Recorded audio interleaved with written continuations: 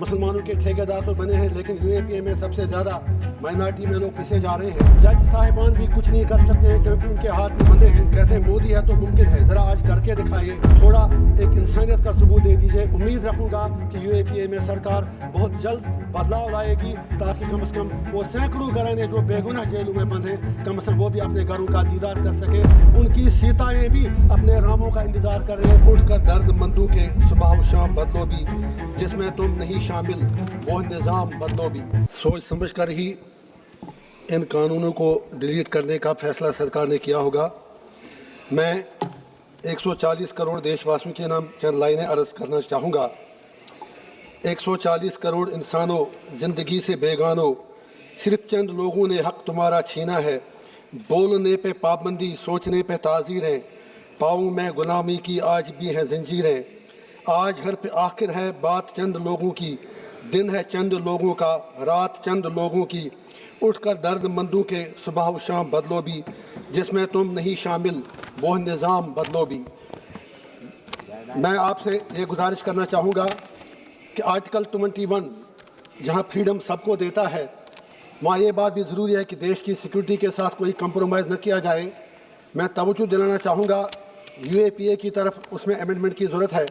और ख़ास तौर से जो यहाँ पर रोज़ ईडी सीबीआई के खिलाफ धरने देते हैं, यूएपीए आप लोगों ने लाया लेकिन आज आप खामोश हैं। मुसलमानों के ठेकेदार तो बने हैं, लेकिन यूएपीए में सबसे ज़्यादा माइनॉरिटी में लोग पिसे जा रहे हैं।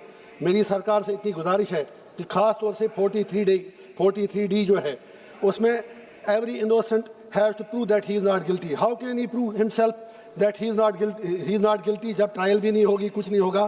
तो बिल्कुल ज़रूरी है कि आप देश की सिक्योरिटी का ख्याल रखें, लेकिन एक टेररिस्ट के बीच में और एक आम शहरी के बीच में फ़र्क करना बहुत ही ज़रूरी है।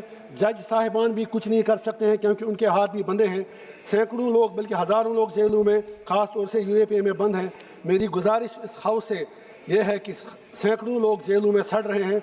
इस कानून में अगर वाकई मोदी जी है तो, कहते हैं मोदी है तो मुमकिन है, ज़रा आज करके दिखाइए।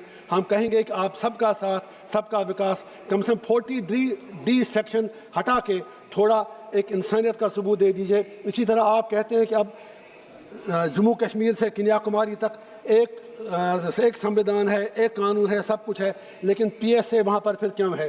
पीएसए की तलवार वहाँ से ख़त्म कीजिए।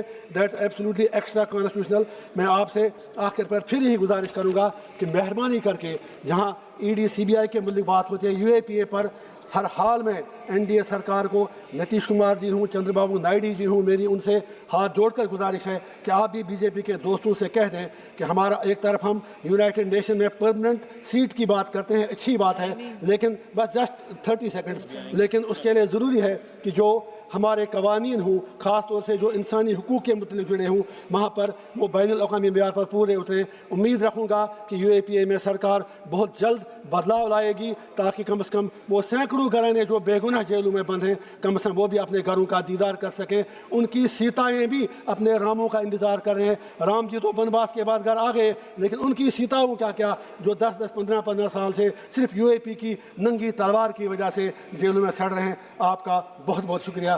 Thank you.